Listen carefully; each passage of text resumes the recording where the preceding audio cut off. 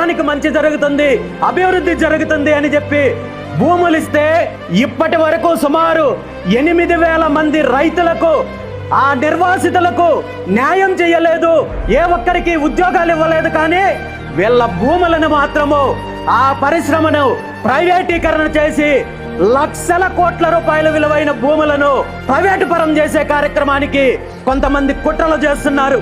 ఆనాడు ఇదే Visakha steel plant పరిశ్రమకు రైతులు ఇచ్చిన భూముల విలువ ఎంతంటే ఒక్కొక్క ఎకరా 1,500 రూపాయలు, 2,000 రూపాయలు, 3,000 రూపాయలతో కలిపి ఎకరా భూము లెక్కబెట్టి భూములు ఇస్తే ఈరోజు ఆ భూములు ఇచ్చిన రైతులు రోడ్డు మీద ఉన్నారు.